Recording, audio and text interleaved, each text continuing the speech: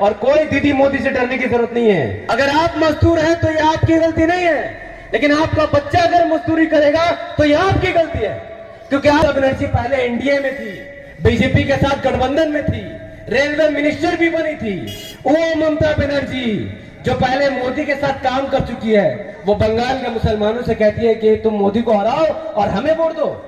बंगाल के मुसलमानों को उसने खूब बेवकूफ बना लिया है। लेकिन अब एमआईएम यहां पर मौजूद है और हम पूरी कोशिश कर रहे हैं जितनी ताकत से बीजेपी को रोका जा सके उतनी ही ताकत से टीएमसी को भी रोका जा सके।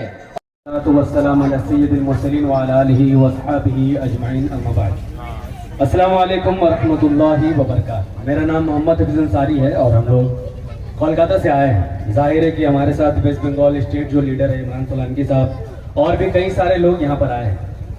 और मेरा बंगला उतना अच्छा नहीं है, मैं फिर भी कोशिश करूँगा कि मेरी आवाज़ आप तक पहुँच जाए और मेरी बात को आप ध्यान से समझिए कि हम लोग यहाँ क्या करने आए।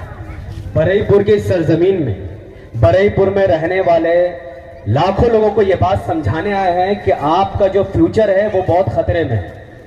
क्योंकि अगर आपको लगता है कि ममता बनर्जी जो यहाँ की सीएम है वो आपके लिए अच्छा काम कर रही है तो आप गलतफहमी में हैं या फिर आप सोए हुए हैं।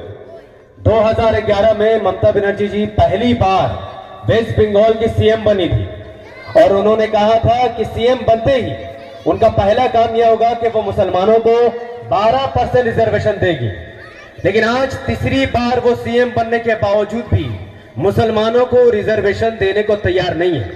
और अगर मैं मुसलमानों का मुद्दा को छोड़ भी दूं तो भी वेस्ट बंगाल की हालत बद से बदतर होती जा रही है।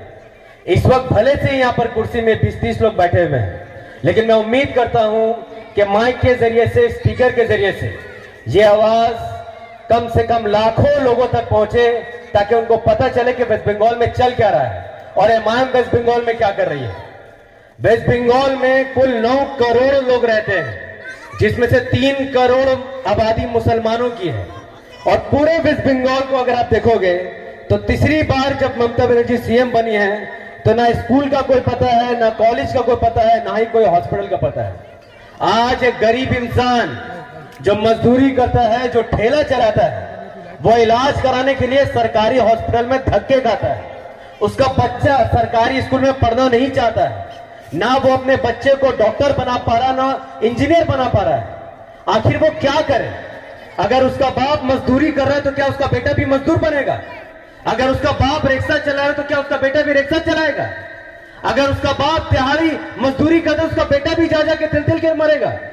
अगर एक कोई गरीब अगर पैदा होता है तो ये उसकी गलती नहीं है, लेकिन अगर वो गरीबी पर मरता है तो ये उसकी गलती है। सरकार का काम है कि गरीब बच्चों को डॉक्टर बनाना, इंजीनियर बनाना, लेकिन वेस्ट बंगाल की जो तृणमूल कांग्रेस की सरकार है ये लोग किसी भी गरीब को डॉक्टर इंजीनियर नहीं बना रहे। अगर सरकारी स्कूल अच्छा होता तो आपके बच्चे प्राइवेट में नहीं पढ़ते। अगर सरकारी हॉस्पिटल अच्छा होता तो आप लोग कभी भी प्राइवेट हॉस्पिटल में नहीं जाते। वोट इसलिए नहीं दिया जाता है कि आपको किसी से खतरा हो, वोट इसलिए दिया जाता हो ताकि आपको अच्छा स्कूल, अच्छा कॉलेज और अच्छा हॉस्पिटल बना के मिल सके। आप सब इसलिए वोट दे रहे हैं, लगभग 15 साल से तृणमूल कांग्रेस के सरकार को आप इसलिए वोट दे रहे हैं क्योंकि आपको बीजेपी को हराना है। बीजेपी सरकार हिंदू से कहती है कि मुसलमानों को तुमसे खतरा, तुम मुझे वोट दो। तृणमूल कांग्रेस की सरकार मुसलमानों से कहती है कि हिंदुओं से तुमको खतरा, तुम मुझे वोट दो। इस राजनीति और इस पॉलिटिक्स से देश के साथ साथ पूरा वेस्ट बंगाल बर्बाद हो रहा है। आपको ऐसे पार्टी की जरूरत है जो आपको हिंदू मुस्लिम के नाम पर नहीं बल्कि स्कूल, कॉलेज और हॉस्पिटल के नाम पर आपसे वोट मांगे। और वेस्ट बंगाल में एमआईएम यही करने आई है। वेस्ट बंगाल में आप एमआईएम को मजबूत कीजिए ताकि आपके बच्चों का भविष्य अच्छा हो सके।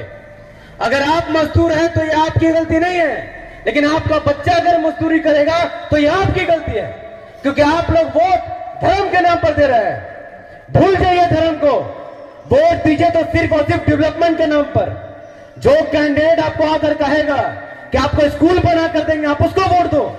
जो कैंडिडेट आपको कहेगा कि आपको हॉस्पिटल बना के देंगे, आप उसको वोट दो। आप उस कैंडिडेट को वोट मत दो जो आपको कहता है कि बीजेपी को हराना है तो उसको हराना नहीं। ये बरईपुर है, यहां पर सरकारी हॉस्पिटल की हालत खराब है, यहां पर सरकारी स्कूल की हालत खराब है। इंस्टीट्यूशन को पता नहीं है। यहाँ के लोग इलाज कराने कोलकाता जा रहे हैं।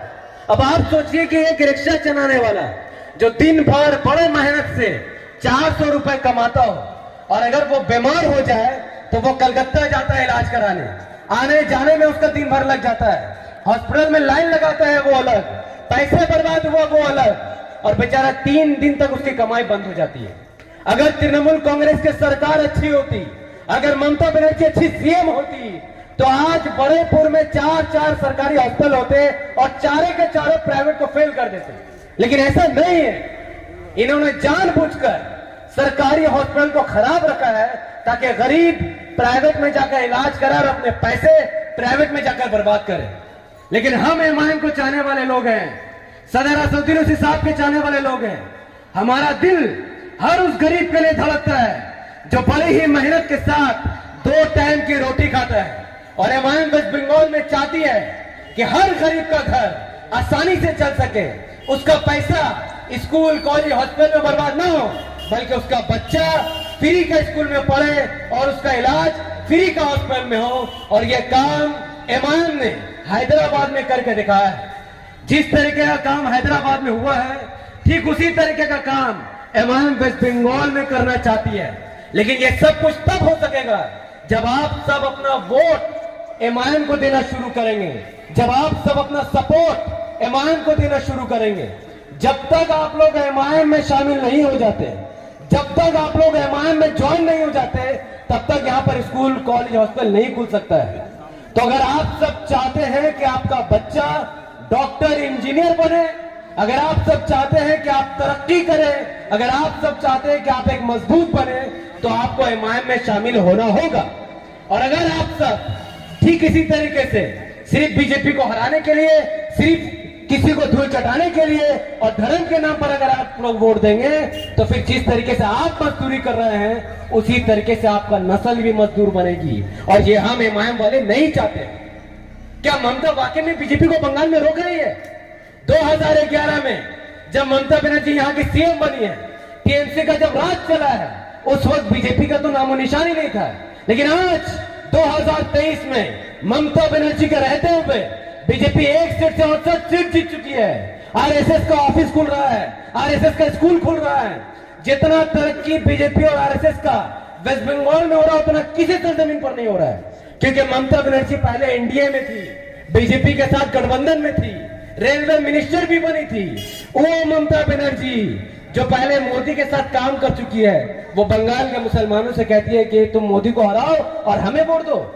बंगाल के मुसलमानों को उसने खूब बेवकूफ बना लिया है। लेकिन अब एमआईएम यहाँ पर मौजूद है और हम पूरी कोशिश कर रहे हैं जितनी ताकत से बीजेपी को रोका जा सके, उतनी ही ताकत से टीएमसी को भी रोका जा सके।